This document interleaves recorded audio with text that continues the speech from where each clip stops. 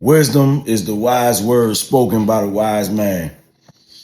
If you got family members, friends, just anybody who you grew up with and you have a certain type of attachment to, that kind of that intermingle with your life so heavy that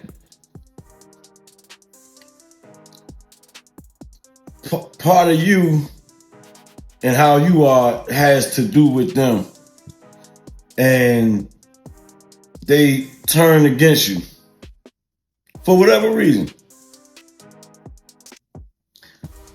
That could be hard for people to take. That could be disheartening, man. But see, what people got to realize is this. Mind you, if you're watching this, you're probably one of those people that's trying to change your life or that is changing your life.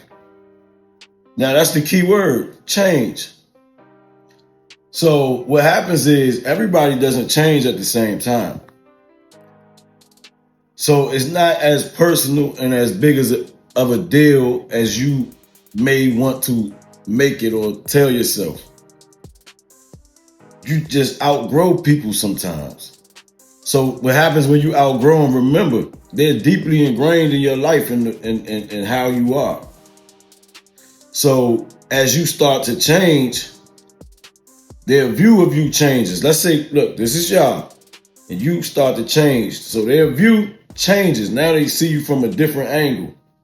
And if they haven't, evolved to that point, then they see you different. So when they see you different, they treat you different.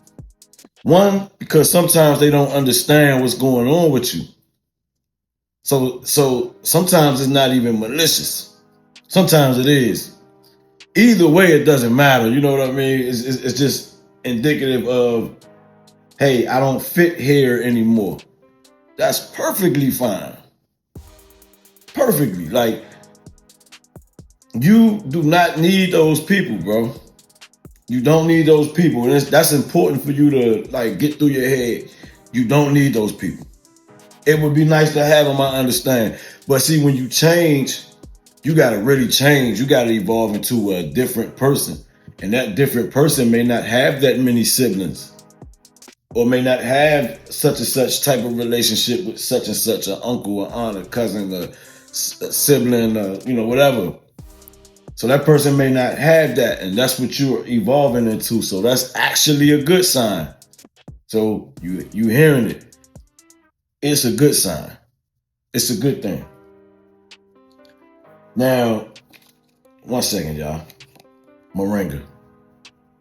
By the way, drink moringa. By the way.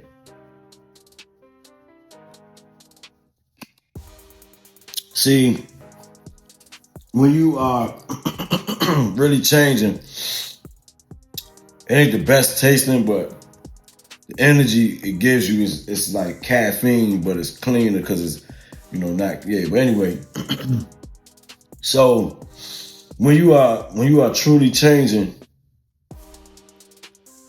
you got to be all in. These are the teachings of Neville Goddard. You got to be all in to the point where, okay, I'll give you an example. I had just came home from jail, one of the many times I'm coming home from jail, because I used to be a dum-dum. Not many like that, but quite a few. And, I was with my ex at the time. And she picked me up, and we were riding, and I seen a new Chevy Tahoe, and they had just changed the body style. So I think this is 2014, 15, something like that. 15 maybe, yeah. And they had just changed the body style, and I seen it, and I was in love with that truck. And I had no money. So she told me, she said, you want an $80,000 truck and you don't got $80,000. Touche, but when you working with with this power, you got to be the operative power. And so you can't hear things like that. You can't let things like that have anything to do with how you think and how you maneuver. You can't. Your job is conviction. You have to, no pun intended, you have to convict yourself. You have to convince yourself that the wish is already fulfilled.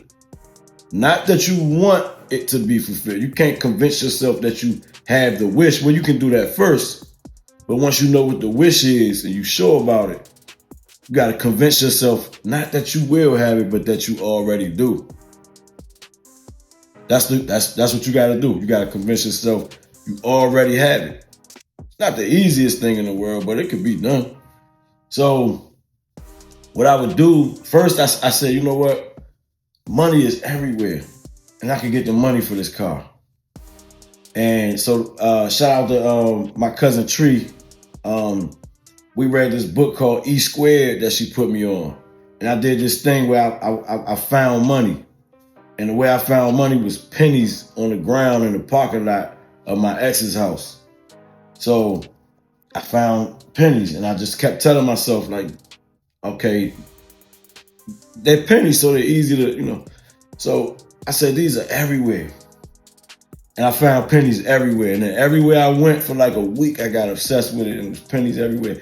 And then I said to myself, I don't even need to do this. I'm doubting myself. I want the truck. I don't have to worry about finding the money. I just want the truck. We went to a dealership.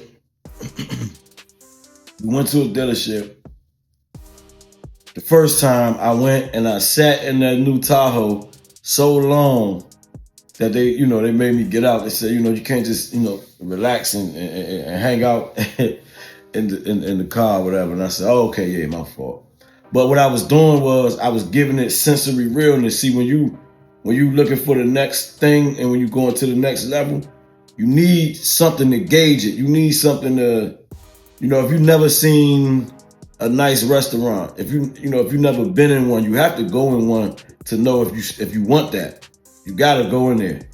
So, and then you give it the sensory realness so that it's easier to convince yourself that it's a real thing. So when you go home and when you're doing your visualizations and when you meditating and all that, you got all the sensory realness to give it. You know how it feels. You know how it smelt inside. You know the view to the road from the driver's seat. With the steering wheel. You know everything about it. So you can make it more real. That's what I did. We went back a few weeks later, just randomly. We was going to the store. I said, stop right there. Went in there, told him I wanted it. And after I, told him my information and stuff, he said, man, I've been doing this 12 years, man. You're not going to get the truck. I said, oh, damn, you can't do the paperwork for me? Because if not, I was just going to go to the next place. It was already real. By that time, I was already waking up looking for my car keys. And I didn't have a car. So he said, yeah, I can do the paperwork, but it's just not going to work. Oh, good. Okay, do the paperwork. I don't know how long after, maybe a week. It couldn't have been 2 weeks. So yeah, let's call it a week. So I get a call. I'm asleep. Hey, this is Victor from Criswell. Oh, my truck is ready? And I hear the hesitation in his voice, like, yeah. Okay, I'll be there in a minute. So I get there, it's already mine. I already knew it. So I get there and he stops me. He says, hey man, I don't know what you do, but you keep that same attitude. He did, and then he said, we need $1,000 down payment. Do you have it? I said, I don't have $1,000. He said, can you come up with it in a week? I said, I don't know, probably. He said, okay, take it. So, true story, by the way. And then somebody randomly gave me the $1,000. That's another story. It'll take too long, but yeah, somebody gave me the $1,000 not too long after that.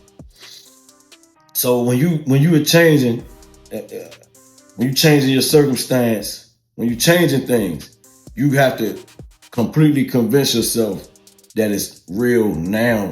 and not that it's real later. Making it real later would just make it real later.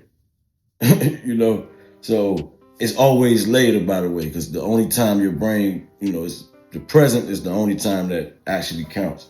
So you got to be real now.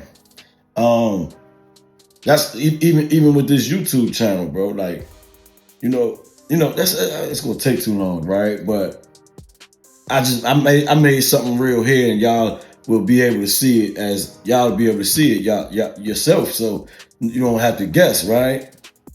You gotta convince yourself that it's real. So don't be scared to lose people, bro. Don't be scared to lose people, places, things, circumstances. Don't be scared, bro. You'll be all right, just like you always been. With love and respect, Rock Chem, not them. I'm out. Peace.